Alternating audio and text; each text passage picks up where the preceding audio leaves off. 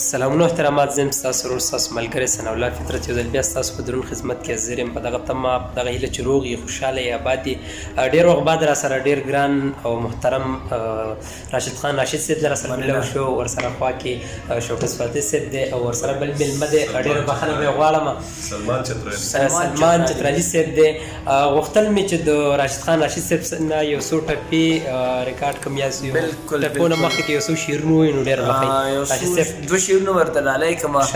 چې زړه لاهوش وې پکې ښه خانه خرابه، جی زړه لاهوش وې پکې ښه خانه خرابه، ځان دې نه ساته د عشق له دریابه، خوشبویي درنه لا هغسې راخیږي که هر څو ته پاڼه پاڼه شوي ګلابه. ډېره مننه کومه جانانه ته خو داسې نه وې، د چا خبرې دې ضرور منلی دینه، ډېره ما وې یوازې زما یارې د اختر ټالې هر سړی دې زنګوینا، استاد ګیلاس په شان غړی دا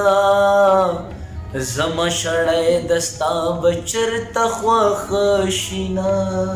او دیدن مې ستا باندې مې نورې په نیمه لار کې څه بانه کړم ودرېږمه، مسافر تلی در جګه نشومه، ګیله من نشي زه سلګونې ولې ومه،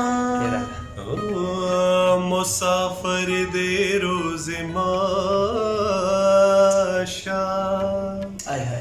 زه دې په سپینه خوله او د پرېښود او راشه دا خپل تصویر سنبال کا،